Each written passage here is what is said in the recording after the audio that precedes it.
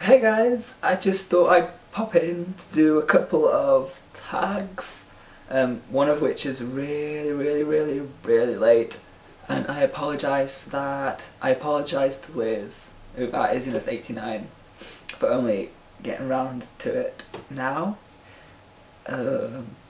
Sorry, but yeah, I'll put a link to her channel below, and you can check her out. She uploads a lot more consistently than me. So I'm doing the Tardis tag, and I'm doing the How I Read tag, which I was tagged to do by Estelle. I can't pronounce the channel name, but I'll link her down below as well. Thank you to both of you for tagging me, and sorry for being late, Liz. So we'll start with the Tardis tag. Okay, so there are 6 questions to this tag. Oh, so we've hijacked the Doctor's TARDIS and we are now able to travel back in time and in space through fiction. So, destination 1. You travel back in time. Which historical novel or book from an earlier period will you choose to travel to, and why?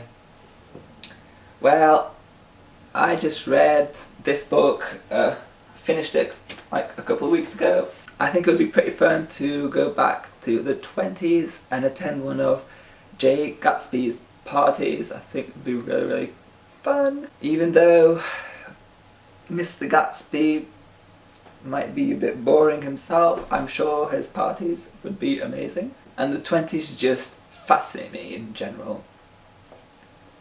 Just seems like a really fun time. Destination 2.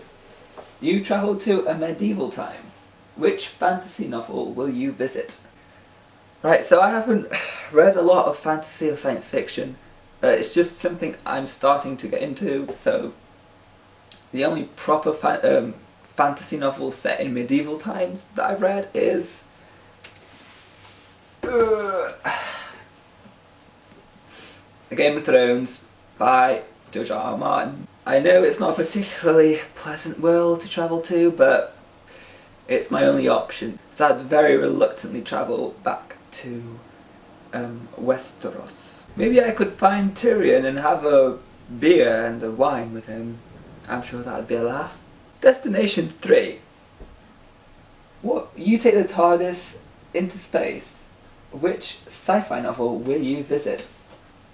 And I'm going to cheat a little bit and visit the Star Wars universe. I know, this is a bit of a cop-out, but it's my excuse to travel back to the Star Wars universe and be a Jedi. Lightsabers, the Force, sexy aliens. Sounds good to me. Destination 4. It's time to return home, but the TARDIS side slips into an alternate universe. Which dystopian world do you land in and try to set it right? I'm going to choose this book because I believe that I could have done a better job than any of the characters in this book, and that is Mockingjay. I thought the characters were pathetic. I thought the characters' plan of action and decision making and just the way they went about trying to overcome President Snow in general was pathetic. I think I could have come up with a better idea in like that. So aggravating. So I'd travel here to Mockingjay, to what's it called, this universe, and do everything myself. So yeah. Destination 5. The TARDIS slips into an alternate universe filled with children. Which middle grade book would you travel to and why?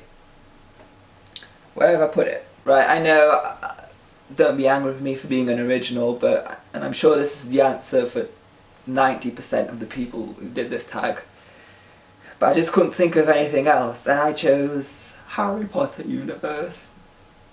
This is the copy I had when I was little, and it's all battered and yellow, but yeah, Harry Potter. For nostalgia purposes and just to hang out with Ron, Hermione and Harry. Okay, on to the How I Read tag. Question 1. How do you find out about new books to read? Basically, I find out about new books via Goodreads and YouTube, and that's about it. Sometimes friends will have a good suggestion, but most of the time it's Goodreads. It's just a great place to check a book out, see what people think of it, read synopsis. It's perfect for discovering books. Everybody should have a Goodreads account. Question 2. How did you get into reading? Well, my mother always used to read to me ever since I was born, so I guess I just got into it naturally from there. I read a lot of Harry Potter, Darren Shan. I seem to remember really liking the Alex Rider series. Basically, like, my mum just found me one day reading an English book because I lived in Portugal, so she was quite surprised that I was there reading Harry Potter in English. And because I'd never learned how to read in English before, but I managed to somehow teach myself how to do it. And I'm just a genius, what can I say? Kidding. Yeah, I don't know how to answer this question because I never really got into reading. I've just always been read to, and I don't know, it's hard to pinpoint an exact time in my life where I was just like, yeah, I'm gonna read now. And I can't remember when I started reading for myself. It was very early on anyway. Question number 3. How has your taste in books changed as you've gotten older? My taste in books has changed a lot. Basically, before I took my reading break, and this is where I found a lot in common with Estelle. Between the age of like 14 to 16, 17, I read nothing because I don't know, I just couldn't be bothered. And it's just the time in your life when you're doing other things and reading's not really a priority. But before I took my little break, I read a lot of middle grade, I guess, like Harry Potter and stuff. And also Anthony Horowitz was one of my favourite writers. After that, when I restarted reading, I was quite a different person. So I think Terry Pratchett was one of the authors that got me into reading again, so I'm thankful for Terry Pratchett. And yeah, it's changed loads. Like, I read classics and non-fiction now, big books. I didn't like big books when I was younger, but now I read a lot of big books. I've also gotten into graphic novels and manga. I guess I would have gotten into them sooner, but you don't get a lot of that sort of stuff in Portugal, so I was never really introduced to it. But I'm trying to get into that now, and yeah, it's changed quite a lot. Number 4. How often do you buy books? Not very, actually. When I buy books, I'll usually buy them in bulk, like after Christmas or for my birthday. I'll get money, I'll just go out and buy like 20 or 30 books. But during the year, I hardly buy anything unless I walk into a charity shop maybe and find something. But yeah, not very often. All my book hauls are accumulative book hauls, so it's books I've acquired for like months. So yeah, I'm not one of those booktubers that buys like 20 books a month. I'd say like 20 books every 3 or 4 months, maybe even more. Question number 5. How did you get into booktubing? I don't know, booktubing isn't a word I really like to use, to be honest. Like, when I started the channel, I didn't want to limit myself just to books. I kind of wanted to talk about other things too, which I think I'll start doing. I'll maybe start talking more about, you know, films and other stuff. I'll talk about books just as much, but I want to talk about other stuff too. If my subscribers don't want to watch those videos, they don't have to watch those videos. I won't be angry or mad. Not that you'd care. But how I got into it, I don't know. I discovered, again, the readables a couple of years ago, and I think I still remember the first video I saw was her review of, what was it? Ready Player One, that's it. And I just thought that was the coolest thing. Then, you know, I started discovering other people. subscribing and stuff. Sorry, I'm a bit out of breath. I had to go and get the phone. Anyway, yeah, there was quite a lot of YA, which I don't know how I felt about. I kind of enjoyed watching it at first, but after giving it a go for myself, I kind of strayed away from those kinds of videos. I went for people with more variety. Not knocking anyone. If you want to read YA, read YA. There's a lot of good YA out there. But personally, it just isn't for me. I found quite a lot of really great booktubers now. Estelle, Mercedes, Mercy's Bookish Musings, Frenchie D, you know, people like that. I really enjoy their videos. And yeah, that is what inspired me to start videos at least. I thought books would be an easy topic for me to talk about. It'd just be a good way to start making videos, like an easy way to learn.